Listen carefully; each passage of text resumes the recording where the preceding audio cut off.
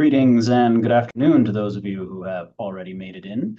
I'm going to give us about 30 seconds so that the waiting room can clear out and everybody gets a chance to join before we actually get started. So as Depeche Mode said, enjoy the silence.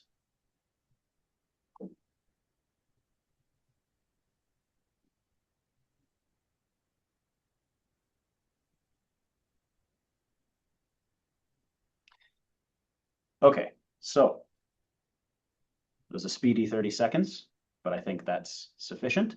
I'd like to say good afternoon and formally welcome everyone to our webinar today, AI at Work, Practical Tools for Building and Developing Your Team. My name is Donald Gusi-Sala. I will be your host for today's session. And to get started, I have a friend of mine here, Harry Housekeeper, to do some housekeeping with you for the session. Today's webinar will run for approximately 1 hour. All attendees will remain muted throughout the presentation, but we certainly encourage you to participate. Harry Housekeeper says, if you have a question at any point, please submit it using the Q&A function somewhere along the bottom of your screen, and we'll do our best to get to as many questions as possible during our panel discussion, which will happen later on in the webinar. We will also be sharing a recording of today's session following the webinar, so you'll be able to revisit the conversation and share it with your colleagues. And that is it for Harry Housekeeper. Before we formally get started and introduce our presentation, I want to share some information with you about the Pathways to Careers in Food Service program, which is a program that has been funded by the Government of Ontario. Their Skills Development Fund has given Restaurants Canada the money to provide restaurants in Ontario grants of $1,500 to $2,000 for hiring people from government-defined underrepresented demographics. I'm not going to give you that whole list right now, but I assure you, you can find it in all the program details on the Pathways website. I guess the best way to explain it is don't hire me. I'm not eligible, but pretty much anybody else will be. We have enough grants for 525 to 700 new hires, so lots of opportunity to capitalize on this program. And in order to qualify, the employees need to be retained for 3 months, at which point you'll get a final approval. I'm happy to answer any questions you have. I'll put a link to the website in the chat for you. There's a very comprehensive program overview document that you can download, which goes through a lot of the information that you'll need to know. And as another benefit of the funding, we have the ability to sponsor 25 one-year Kibbi subscriptions to enhance your youth recruitment strategy. So you're going to learn a little bit about Kibbi during our presentation, but it is an AI-powered job matching app with ATS functionality that meets youth where they're at, on their phones, of course. And each one-year subscription is good for recruiting for up to 3 locations. So we would encourage you to take advantage of that. As I said, I'm going to put the link to the Pathways program website into the chat for you. So I would encourage you to visit the site and please submit some claims, ask some questions, give me some work to do. And I guess I kind of need to acknowledge our sponsor very formally. So I mentioned that the program is funded by the Government of Ontario, but specifically the Pathways to Careers in Food Service program is an Employment Ontario program funded in part by the Government of Ontario and the Government of Canada. It is also sponsoring today's webinar, which enables us to provide you with this wonderful information that you're about to receive. And with that, we can remove humans from the equation and dive into AI. Of course, as it turns out, we actually still need humans. So if you asked, AI, isn't that going to take over the world? We don't have a webinar for that. This is the wrong forum for that, but I can recommend some excellent science fiction books. However, if you asked, what's all this noise about AI? We have Han Tran, Head of Partnerships for Kibbi Technologies, with us to provide information and insights into different types of AI tools, practical use cases, and how AI can support workforce development. So Han, it's all you for the next little while. Oh, thank you, Donald. And thank you, Restaurants Canada, for inviting me again. Today we're going to talk about AI tools and real practical case studies where restaurants and food service industries are using AI.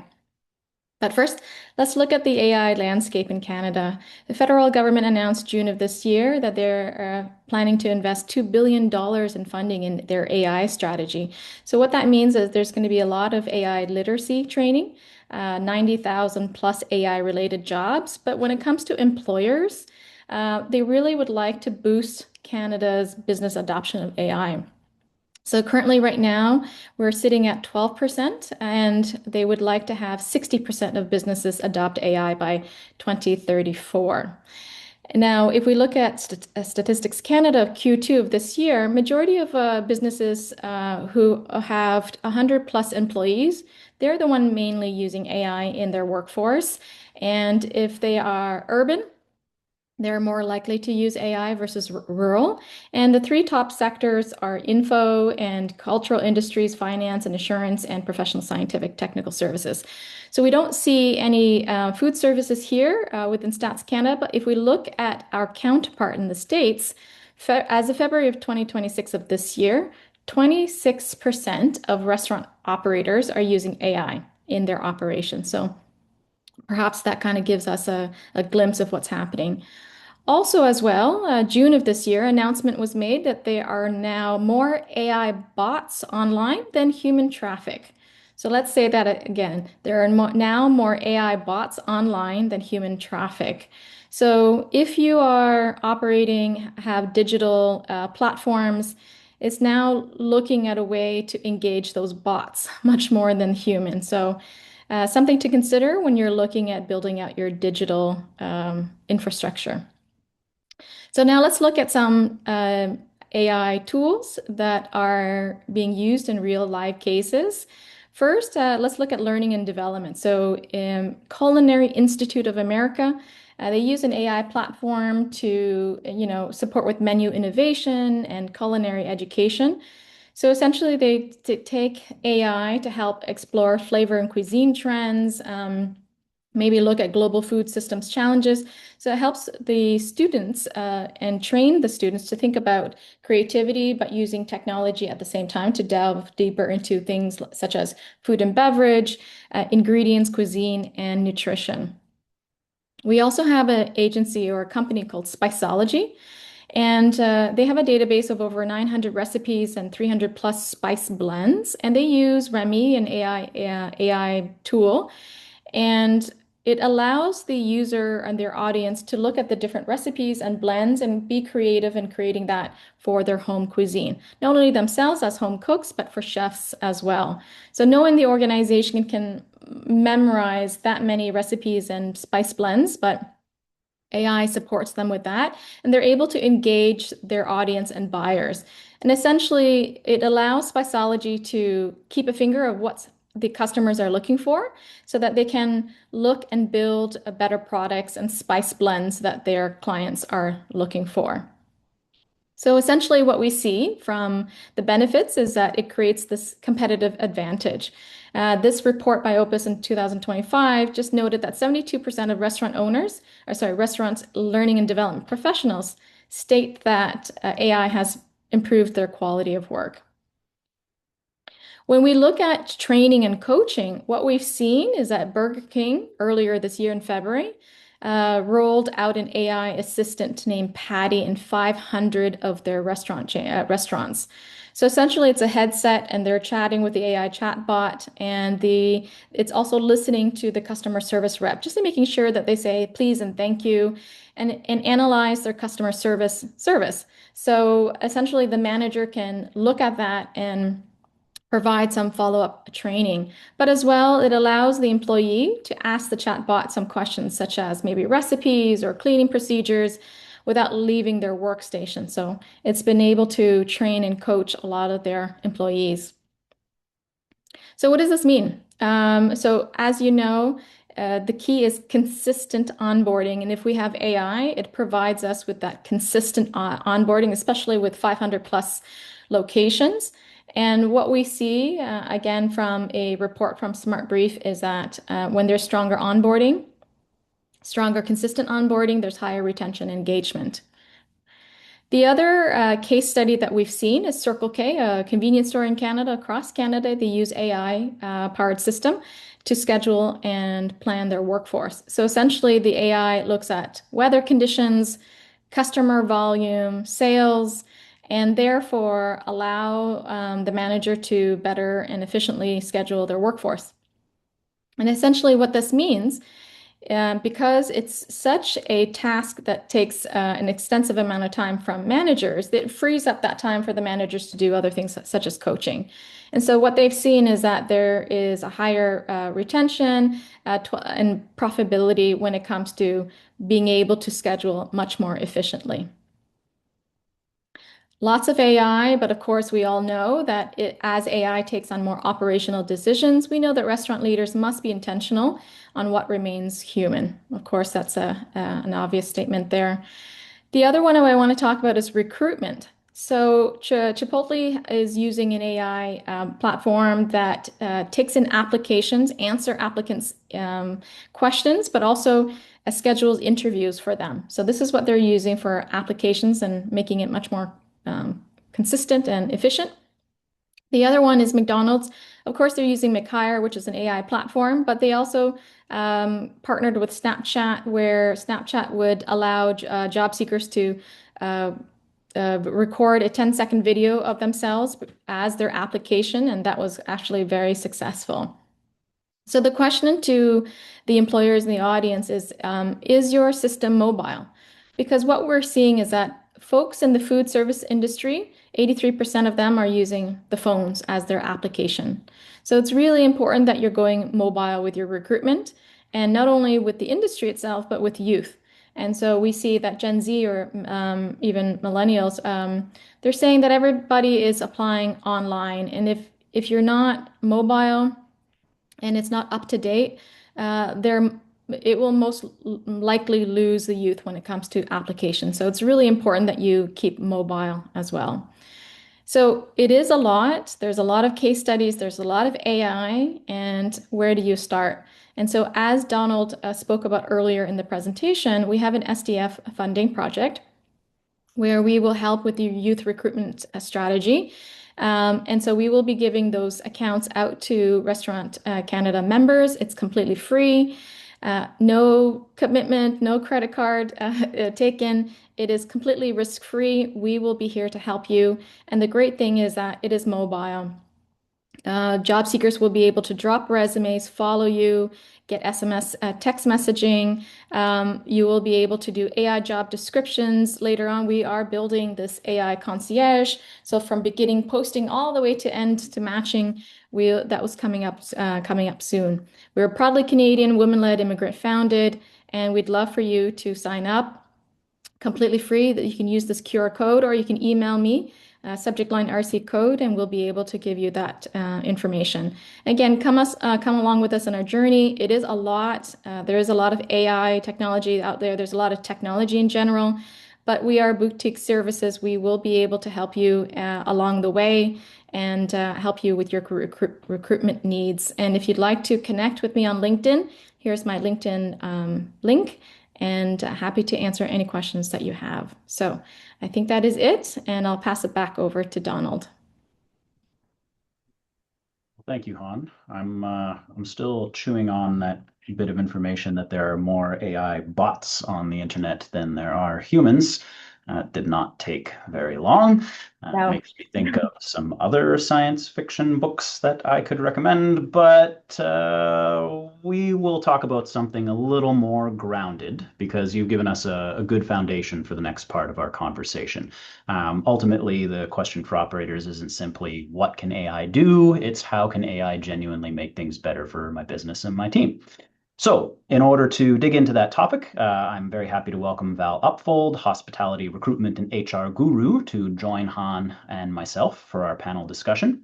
Val brings extensive experience in hospitality, recruitment, and human resources, and will help us look at these tools through the lens of people actually working in and leading the restaurant business. So thank you for joining us today, Val. It's always a pleasure to see you. Thanks for having me.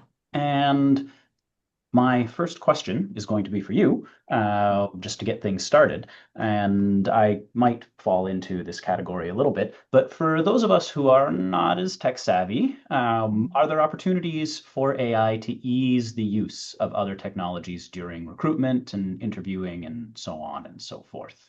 Yeah, well, I would agree, be the same as you, Donald. I would say I'm not in the super techie category, but I do think that is an opportunity with AI because you don't really have to understand the technology behind it to be able to use it, which I think is why I've been able to understand it a bit more than a lot of other technologies out there. Because it can be as really as simple as just asking a question, build me a job description, build me a training day. You can just ask the questions that could give it to you. And also you can even ask about other platforms. So you can ask the AI, explain this ATS to me or explain this platform that I'm using. So it can actually help you with other technologies by helping explain things.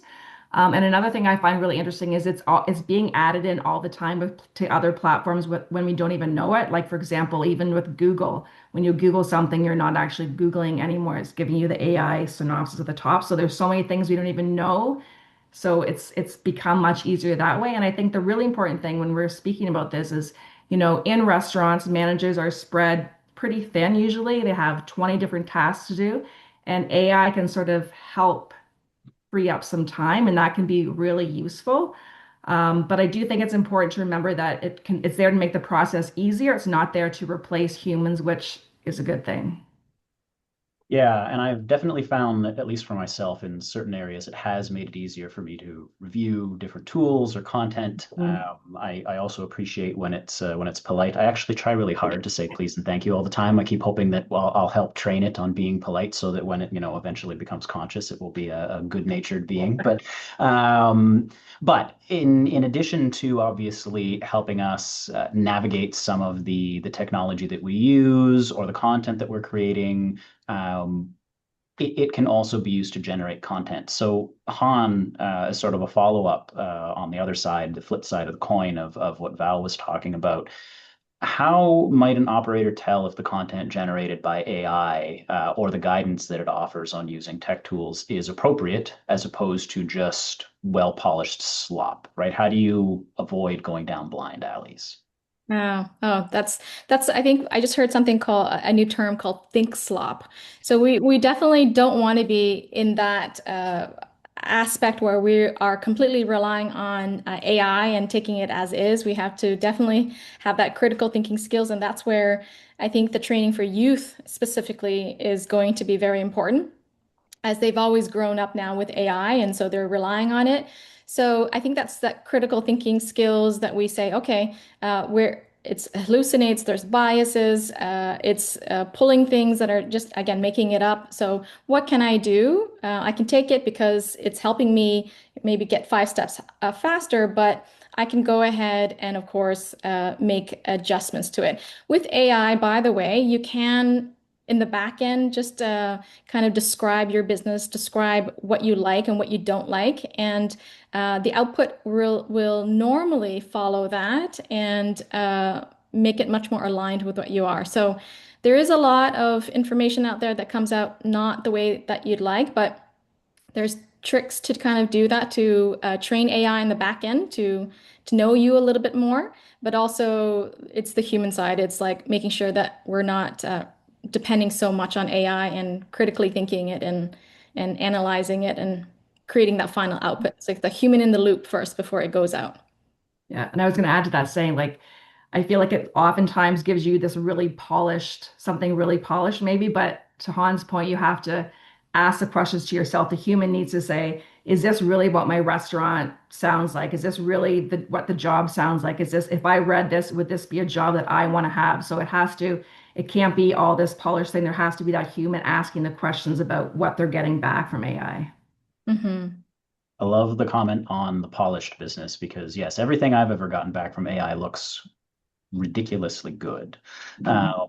But reading through it, and to Han's point about critical thinking, um, it is often not ready for the final press, so to speak. Right? I've had conversations with people talking about concerns that, well, if AI is going to do everything for people, then we're going to have people that, don't, they don't need the education or they don't need to know how to do their job. And I've pointed out that, well, actually, they really do need to know how to do their job because if they don't have those critical thinking skills, if they're just having AI just pour out content for them and they actually don't know how to do their jobs, they're not going to be able to review Mm. it, and you're not going to get the content and the quality that you need. So that critical thinking piece is obviously really important. Um, I'm just going to say, Val, like an something to AI, say, I yeah. think AI can give you the first draft, but the Hmm. human needs to make it real. is what I always sort of think. Like even with my kids and homework, it can give you that first thing, but you need to still make it yours. It can help you build the framework, but it's not the final piece. Yeah, I think that's a good point. And Mhm. you mentioned earlier, Val, the proliferation of AI tools being integrated into different platforms and apps. And sometimes you don't even realize it. Like you said with Google, you Google something, and you still get the Google list, but right at the very top you have the AI element. So it's becoming, ubiquitous. It's Mhm. everywhere. So Han or Val, whichever of you is happy with this question. How can operators use AI to support their operations while remaining in their technology comfort zone, right? This can all be a bit overwhelming sometimes, especially, not just the fact that it exists and maybe we don't understand it, but also sometimes the pressure, whether literal or figurative, that we may feel to use it as much as possible. Yeah. Val, would you like to go first or? No, I think you can take that Okay. one. Yeah, I think I was talking to an AI consultant. And I think one of the first questions he asks his clients is like, what if you could have an assistant? What would that assistant do? And so, as a business operator, you can just plan out, sort of list all those things that you would want to offload, right? And then from that list, you can see what are repetitive, what are redundant. What are things that I can give AI to do? Mostly, again, the repetitive, redundant aspect of it. And then just analyzing, of course, what is the budget? What is the team capacity in order to use AI? Do I need training? And then start from there and align with what you need to be done that you can offload because your time is much more valuable than doing this redundant stuff. And maybe perhaps aligning those two to kind of have AI to do that. But it is overwhelming. So I would just suggest maybe to pick one thing first and then use that, do it well, and then do the next one well, and then just keep on iterating. And before you know it, you're going to be much more AI adept. And so I think that's the first thing I would just do. Identify what's the pain point, what's something that you'd like to offload, maybe what's something that is repetitive that AI can do, what's my team capacity, my ability, and then align it if you have a tool to find it, and then start a little at a time and get there. So I want to take some of what's discussed and apply it to something a little more concrete, right? Val has spoken about using AI to create the first draft. Han, you just talked about starting small and that sort of thing. So looking at say job postings and in particular a number of operators that really have a limited time to spend on recruitment.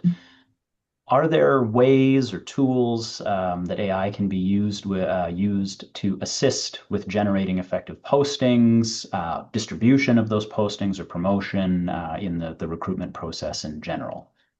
Mhm. Yeah, I'm not, I think Juan should answer these tech questions because I mean, I can say how, but yeah, you're the expert. I can give more of the human side of it, but you go ahead and answer that one again. Yeah. I am going to plug Kibby in here because we do have a tech platform that it adds the AI description, of course, the first draft, and you can put the human touch in it, your human element of it. We are Bill 190 compliant if you are in Ontario, so it does ask questions like, did you use AI with recruitment? So that's sort of built in for you, so you don't have to even think about that. And our platform is app-based. Going back to attracting youth and whatnot.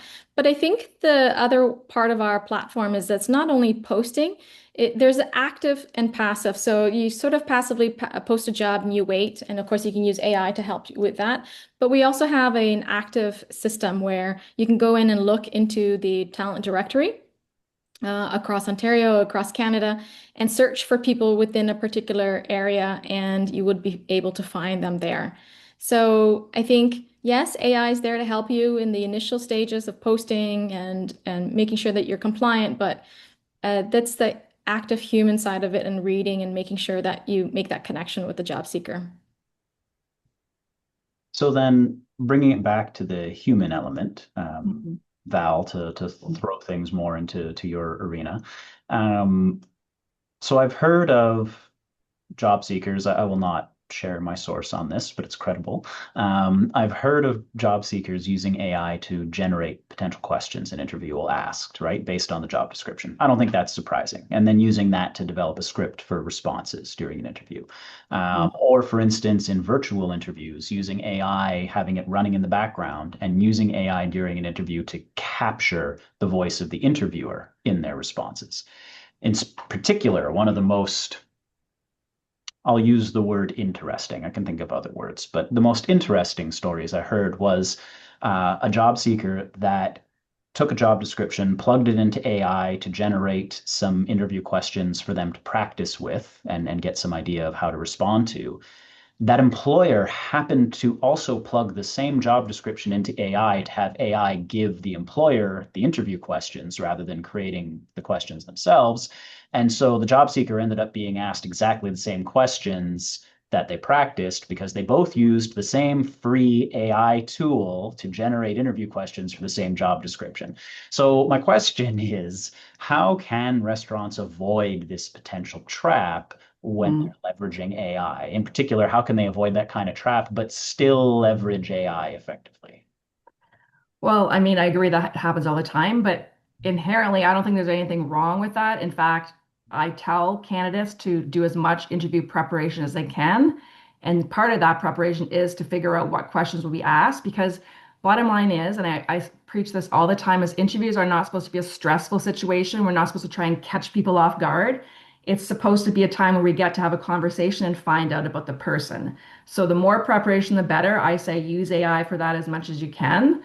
The problem is when it becomes scripted, and the way that operators can sort of help with that is by continuing on the conversation. So if I ask a question, I plug the question in saying, tell me about a time you had to deal with a low performing employee.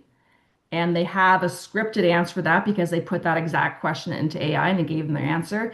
It's the follow-ups. It's like, what did the employee do 2 weeks later? If you had that same conversation again, would you do it differently? Carrying on with that conversation and actually finding out the background stuff. That's the important part. And even more important in restaurants because communication is such an incredibly important part of the job, figuring out if people can communicate on the fly, if they can deal with things under stress. So I think it's okay to have practice, and I think it's a bonus to have practice. It's also taking away some stress off the candidates if they, and you can see their personality more if they already feel comfortable and confident going to interview.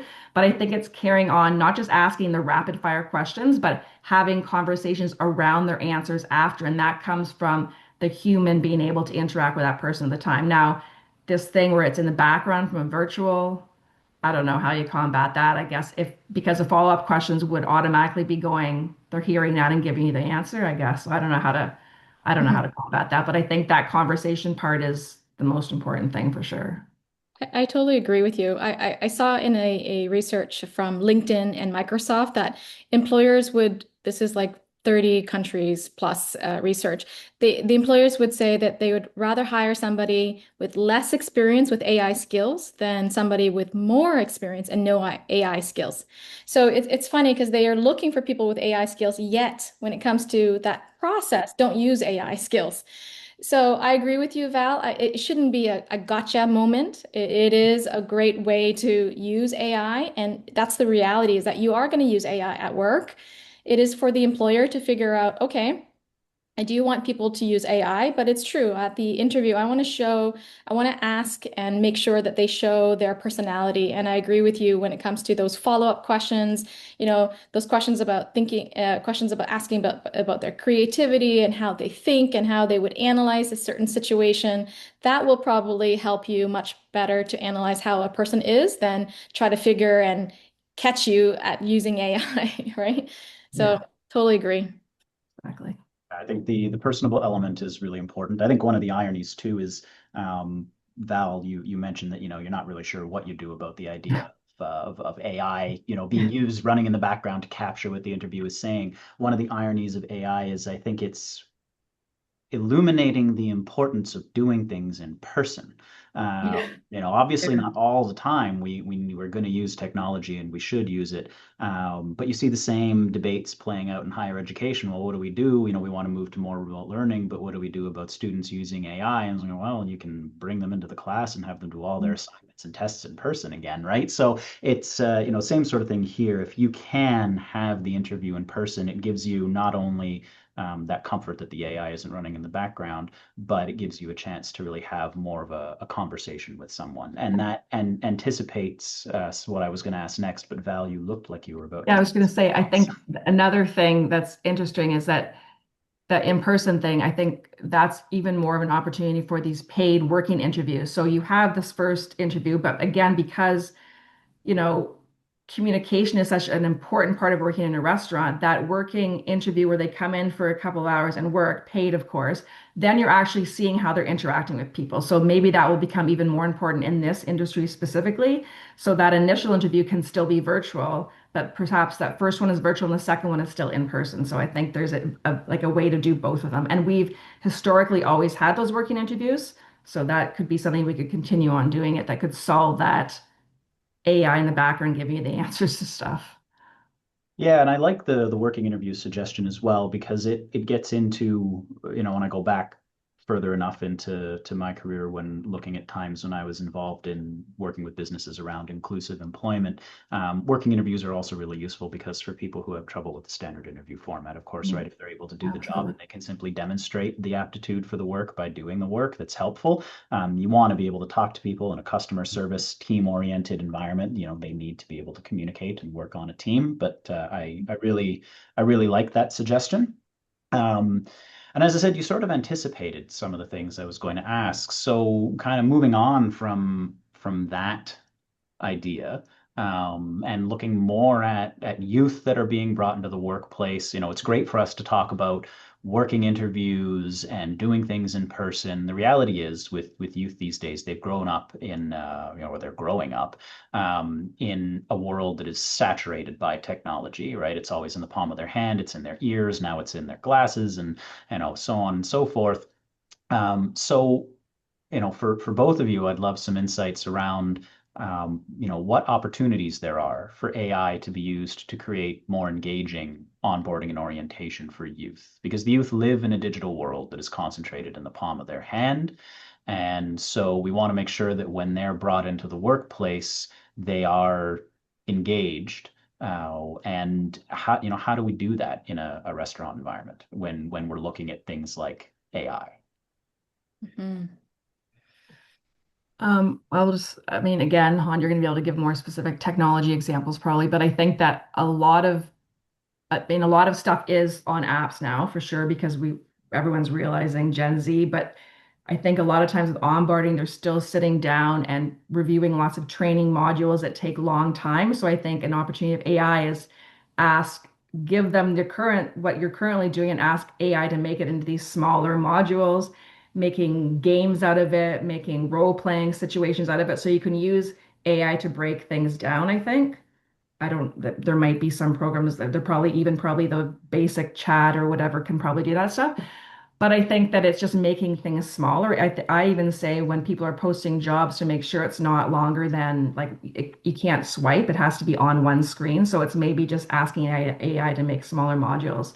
But I think the thing is that there still needs to be a person involved at the end, because people still want to feel like a sense of belonging. So AI can help make onboarding better, but it can't create that belonging piece. And again, in restaurants, I think that is incredibly important, that human connection. They still want to know someone knows their name the first day, ask for feedback, that sort of thing. So again, it's using both things together, not to the exclusion of one or the other. Mhm. Yeah, 100% I agree with you, Val. It's bite-sized pieces. You can use a variety of technology to do that, but it is the human touch. And I think at the end of the day, are we probably listening to the employee? Everybody's learning pathway is a little bit different. And so I think I would just sit down with them and create that relationship and ask them like, what is it that how do you learn? How do you like to learn? What kind of things are you interested in doing, and what kind of career progress are you looking for? And I think as a manager or a hiring person, I'd be able to kind of help them get into that learning path and hopefully engage and have a better relationship, which then, of course, helps with increased retention.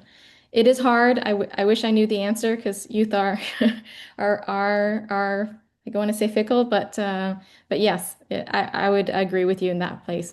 Make it bite-sized and then make it customized to the youth. I think that's interesting too, what you just said about the customized part, because because in Donald, you also just spoke about that everyone learns different, everyone wants to do things differently. So it's actually a great opportunity to be able to customize it. And it's so instantaneous that I'm assuming that that could be something could actually happen if someone likes doing written more or verbal more, they want to do more, that it could actually take what they're learning or the onboarding information and change it depending on who is being onboarded. So that would actually be pretty cool and be better for youth as well and attract different sorts of people coming into the operation. Right. Yeah. Yeah, I mean, if you're able to use AI to create more accessible material on the spot, then you're making it better for everybody, right? Mhm. Not just youth. Sorry, Han, were you about to say something? No, I think that creating those bite size and just a menu of onboarding slides or on a menu of onboarding, I guess, what do you call that? Snippets, and then so the youth can just pick and choose really on the pathway. So, in thinking about balance and using AI in bite-sized, pieces, and the ways to use it. An obvious question, which I have to ask, Val, I'll ask you, Han, you're welcome to jump in, and then I'll have a follow-up for both of you, and then I see we have some questions in the Q&A that we will get to. Um, what are some of the risks of overuse of AI? I mean, I can imagine, but I'm not the one people want to hear from. So, what are some of the risks of overuse? I think the biggest one that I always talk about is that we start outsourcing the parts of the job that actually need the human judgment part of it. Because again, like recruitment is about people, culture is about people, leadership is about people. So we need humans to be able to make those decisions at the end of the day. I mean, AI can help us get faster, it can help us become more efficient.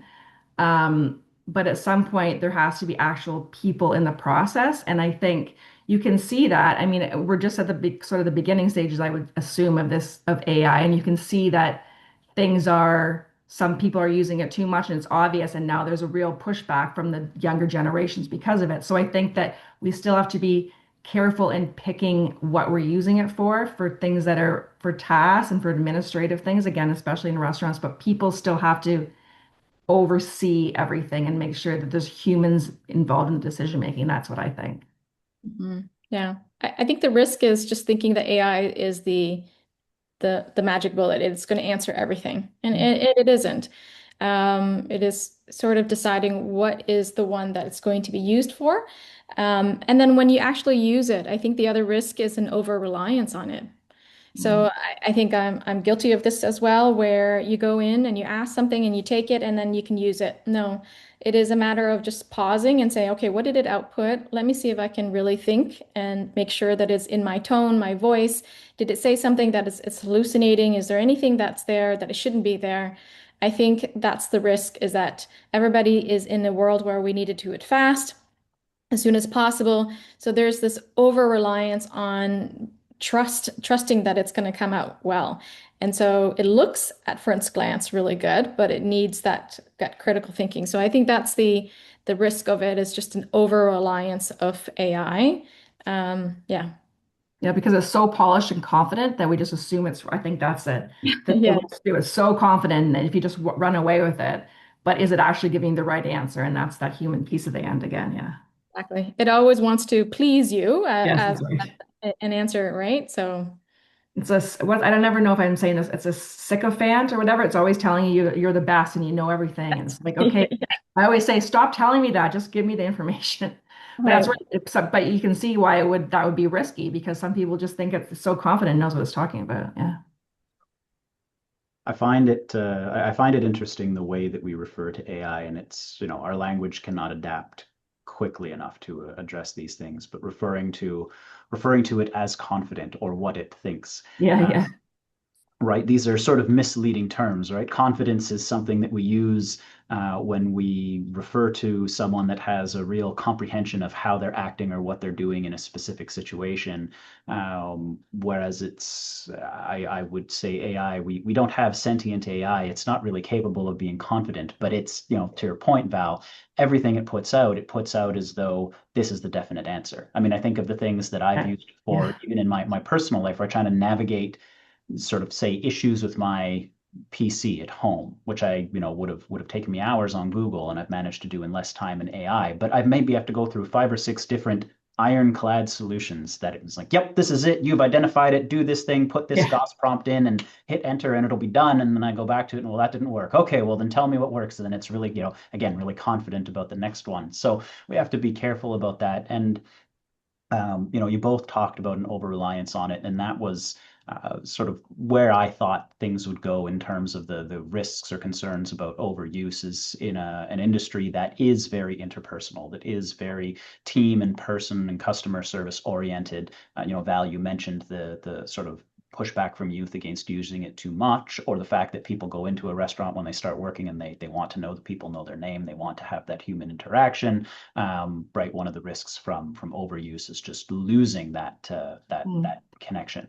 Uh, Go ahead. I think that one, and I don't think we spoke about this, but again, in the restaurants, it's taking away some administrative stuff so that doesn't mean so we have more time, but that means we can then focus more on our customers, our guests, our employees. So by taking away some admin stuff, then we should be able to spend more time on that human side, that connection side that make restaurants special and make restaurants a different industry. So I think that is also a benefit for AI in restaurants is taking away some of that stuff that was always that office work and letting people be in there with their staff and with their guests. So that's a really big thing, I think. Mm-hmm. We also forgot to talk about like cybersecurity and security in general. Of course, that's a huge thing as well. So make sure that you're not feeding the language model. You go to settings and turn that off, so they're not really learning from your interaction. So there's a couple of things that you can do as well to protect yourself one from that sort of AI I risk. know we could have a whole webinar taking up Yeah. half a day on Yes. the cyber security thoughts and issues and uses.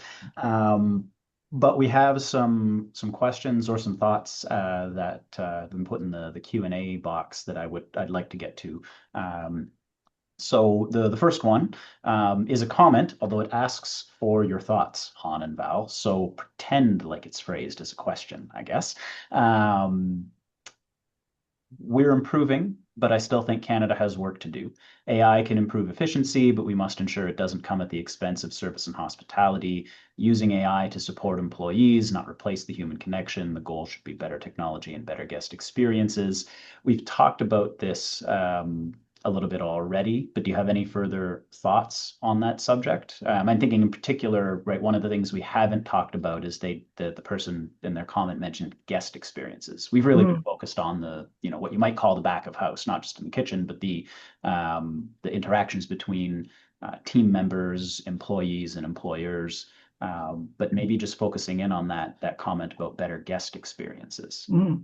And that's what I meant when I said it can take some of the tasks and the admin stuff away so we can focus on our employees and our guests. So it's going to give us more time to be able to give that special part of what the restaurant, if we can get rid of writing job descriptions and job postings and writing training manuals and doing writing, so I don't know, all that stuff, then we're going to be able to focus more. So it could actually, if we use it correctly, help us be better with that guest interaction stuff for sure. I think it should be used heavily for tasks, but it shouldn't be used very carefully for decisions around people or think or that sort of thing. But I think for sure it can only help us get better with that. But I'm not sure if people are using it that way yet. I don't know if Restaurants Canada or if there's been any studies around that, if it actually is taking away administrative things and letting managers spend more time on the floor? That would be an interesting thing to find out because it definitely should be able to do that.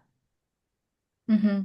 Well, Yep. we have, sorry, Han, just before I just to quickly jump on what Val was saying, we do have actually a comment in the chat from one of our attendees saying the more time my managers spend on the floor, the better. And that was in a follow-up to a comment about the way AI is revolutionizing their back office HR processes. So, I mean, Mhm. anecdotal to be sure, but obviously some operators are using it that way. I don't have any data to hand to say what it looks like broadly.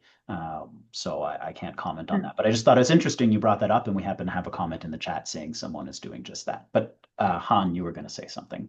No, I think with that Burger King example where they're using AI to help train and coach employees so that the managers can really take that time that's saved to really analyze it and do much more coaching, one-on-one coaching. So that rolled out in February. I guess we will see with only time. Okay, we have a very specific question, very traditional sort of Q&A question, what I expect to see when I open up the QA box. How do you make something both customized but also standardized so that everybody gets the same training or onboarding? Can AI help with this? Yeah, I would only imagine that you would have your basic standard, consistent onboarding training. That is the consistent part, but the customization comes, I think, to the human side of it, is understanding how somebody learns, maybe what their weaknesses are and what they need to do. So because you sort of offload the other standard basic foundational onto AI, the manager then can do some more customized services there. But I don't know, Val. I think this is your area of expertise in HR. I would say that was yours, but I would say the one thing that I was thinking of when I heard that question was, back long time ago when I was a manager in a restaurant and I had to develop training manuals, it literally was like sitting down and like writing it out or typing it out and doing all that. So now imagine the amazing training and things that can be done in such a short period of time. So I think for a lot of the big restaurant chains for sure do all of this stuff, but the independents have a great opportunity to be able to develop this stuff and customize it to them. So they could just put together a 5-day training manual for a server, and then they can put in specifics about their restaurants in a little paragraph, and they can have a whole training module right away. So I mean that in itself, I think, is customized and standardized both at the same time, I think.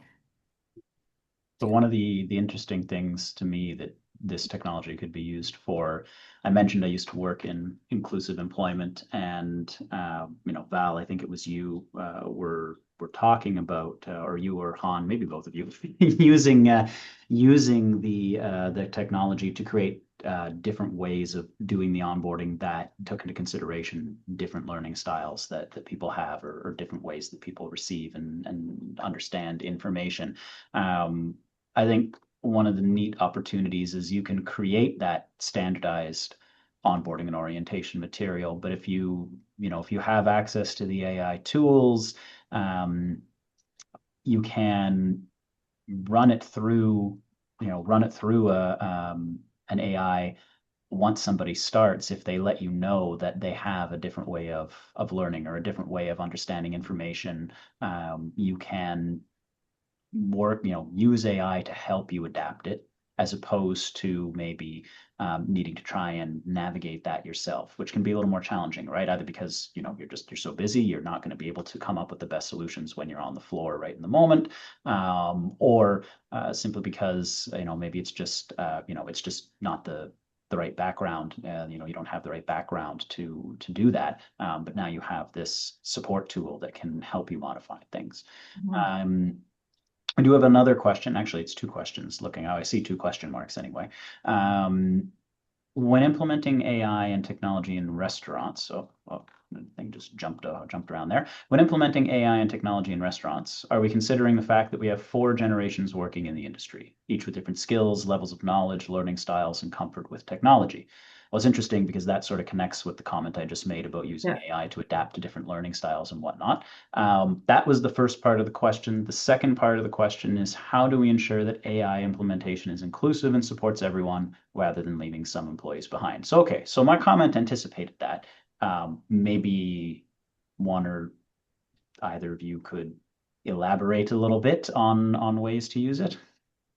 I think that's exactly right. When I talk about different generations being in the workforce at the same time, I often will use the idea of AI. You can figure out, ask how to customize it to that person, and also work like putting people together, the generations that aren't so savvy maybe with it, with the younger generations. So it doesn't always have to be the older generations mentoring the newer generations. It's like, I mean, that's a huge opportunity for team building at that. And I always say to do that at the beginning with the onboarding, if pairing people up from different generations, and that would be one reason because of their difference in technology. But you're right. I think you answered that before the question came, is we can customize it with AI. Mhm. And I think I've had this conversation with folks to saying that this is not new tech. There's always going to be new technology. So when we had computers, when we had internet, when we had different inserts of these new things that are happening in the workforce, everyone had to do that learning as well. So this is really, it's new, but it's nothing new as in like there's something new that's inserted into the workforce and everybody has to kind of learn. And exactly like you said, there is like learning, there's professional development, there's mentorship, there's learning on the job. But is it true, Val, you think there are going to be some people that are going to be left behind? And I think it has to, the responsibility has to be on that person as well. So it takes two, where the employee is going to be there to support as much as we could or we can with all of this training and customization. But if, again, folks are not interested in going further and learning that, then perhaps there is a different path as well. So I don't know if that was a Mhm. different kind of comment. Yeah, no, that makes sense. I think that the pairing that I think that I mean I think AI is much easier than technology. Like what I say, I can't when things get me confused with technology, I can ask AI and explain it to me, like you said, Donald, with doing something with your PC. So I think that yeah, different generations are in a workforce, but I don't think that the AI part is making it harder. I think it's probably making it easier with the technology. Mhm. Yeah. No, I appreciate the insight there and the additional thoughts. Um, there are still a few more questions. We've got about 10 minutes. So just going in order here, because I think we have time. Um, I'm going to sort of try and rephrase this one. So the question is about cybersecurity and the risks for data assets, right? And the comment is we understand the need for cybersecurity and managing risks for data assets. But wouldn't we want AI to learn from our language, right? To have our language in its model. So the question is around, what would turning off the AI in a limited manner look like? I think maybe the way I would try to reframe that is obviously we have to protect people's personal information, right? There's all sorts of legislation around that. We need to be careful about data and how we use it.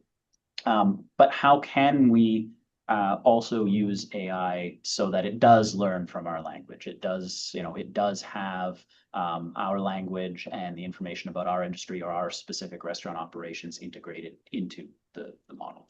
Mhm. From what I understand is that the language model is learning from you and your interaction with them. It's contained within yourself, but what you want to turn off is taking that information and teaching the large language model, the whole large language model, and you can turn that off. And there are companies such as Microsoft, when you work on Copilot, it is contained within that sort of system. So they have huge security, I guess, measurements in place, as well as Google, to kind of protect that information. So, but what I mean by not feeding that is just making sure that your interaction is not teaching the whole language model in general.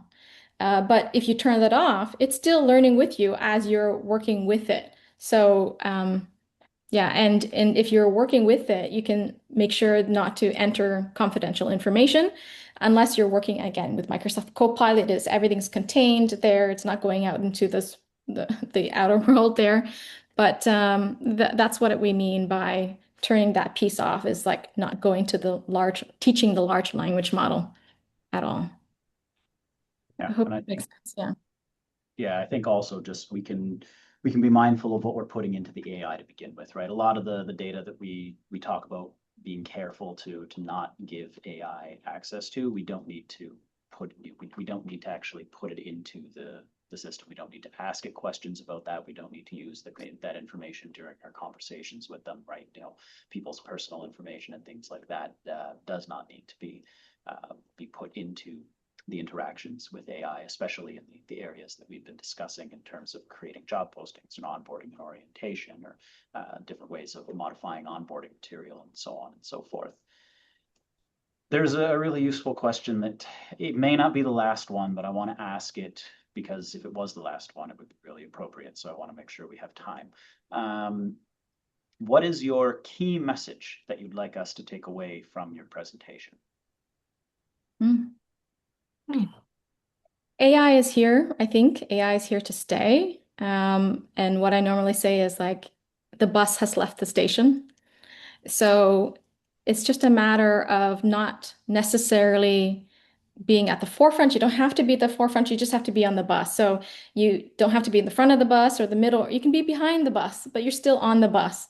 And so this is what's happening right now is that it's changing so much that in order to have that advantage, we need to understand how AI works and how AI can be used safely in the day-to-day operations. And so if it is just starting small, then that's great. You're on the bus, but just don't get left behind. And I would say just remembering that it's not about removing humans, it's about removing administrative tasks to focus more on humans. Absolutely. Yeah, like that.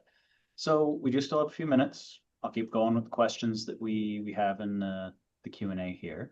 We have a question from someone who said they're late to the party, but the question they've asked I don't think has been addressed in a thoroughgoing manner. And this may be something that needs to be followed up on, or we could, could be put in the chat. But have you discussed AI platforms that can create a full end-to-end development and training pipeline, including AI training content, leadership course summaries, videos, quizzes, etc.? Is there anyone out there doing this today? What platforms are there, etc.?